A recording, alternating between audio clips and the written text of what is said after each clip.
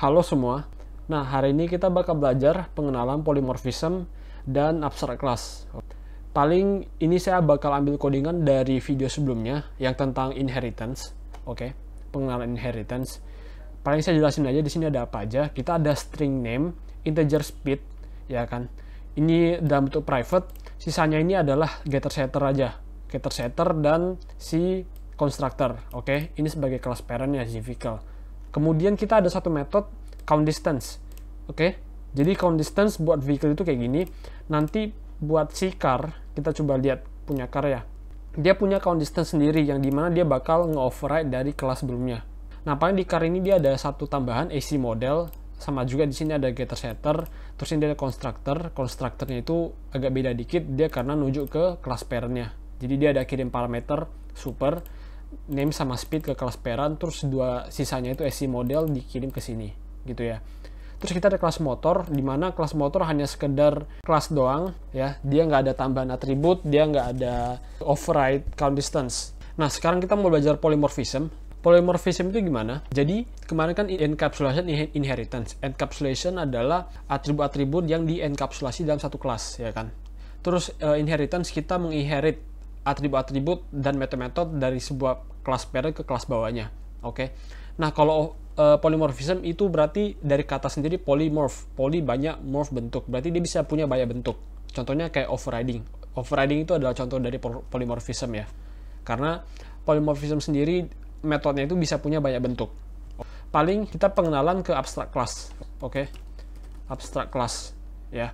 Nah, di sini ada kata abstrak, tambahin aja di antara public sama kelasnya. Jadi kelas ini jadi abstract class. Nah, kita coba ke main. Gunanya abstract class itu apa? Kita nggak bakal bikin objek dari si kelas vehicle. Misalkan saya punya vehicle V sama dengan new vehicle. Nah, otomatis ini nggak bakal bisa. Karena si kelas vehicle ini adalah sebuah kelas abstrak. Jadi dia bisa dipakai buat nge-inherit. Jadi kayak si extend vehicle. Dia hanya boleh dipakai buat nge-extend atribut-atributnya. Tapi kalau kita pakai sendiri jadi objek sendiri itu nggak boleh. Paling yang lain sama, yang beda itu count distance-nya nih. Kita perlu ganti ya.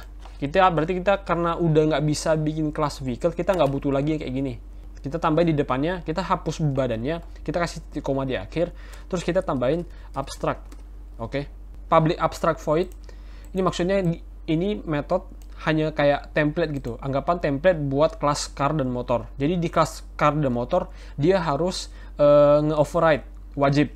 Kalau sebelumnya kan kita nggak wajib tuh, kita boleh pakai yang dari kelas parent. Tapi kalau ini kita wajib, karena ini emang kasih template-nya doang, nggak ada bodinya.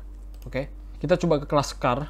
Nah, itu harusnya setelah kita save, nanti karena ini sudah ada override-nya, ini nggak apa-apa. Jadi kalau misalkan saya hapus nih, misalkan ini saya hapus, ini satu lainnya kita copy dulu, kita cut dulu, misalkan ini saya hapus.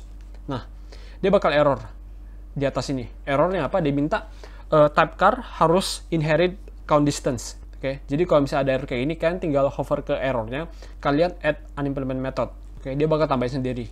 Nah, ini kita tambah di yang lain tadi aja ya. Ini buat count distance-nya. Oke, nah annotation ini buat apa? Add override. Ini buat nandain aja, buat mastiin bahwa si Java bakal baca ini sebagai override. Ini kalau nggak ada juga nggak apa-apa, tapi kalau ada juga lebih baik gitu ya. Nah, kita sama juga buat motor. Karena motor emang belum ada metodenya, kita harus tambahin dulu nih. Kita add unimplement method. Oke. Nah, misalkan saya tambahin aja, ini jadi nggak car lagi, berarti menjadi motor ya. Motor name, terus misalkan get speed-nya aku kalikan 3 gitu. Jadi harusnya sekarang car dan motor punya metodenya sendiri-sendiri yang isinya beda gitu ya. Nah, lanjut, kita bakal cobain aja dulu ya. Nah, paling di sini kita nggak pakai cara kemarin lagi. Kalau cara kemarin kita bikin car, C sama dengan new car gitu kan ya.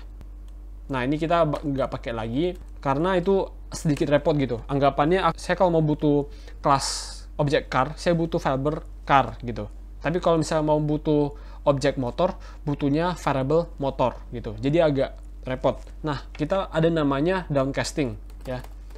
Downcasting vehicle V sama dengan new car misalkan.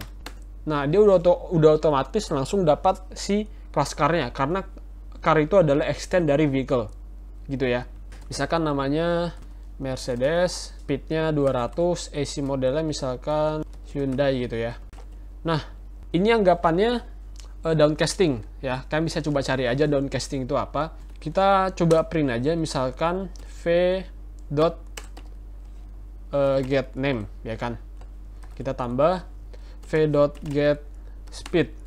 Nah, pas kita mau coba v.getACModel nggak bakal keluar karena kita panggilnya di kelas vehicle v.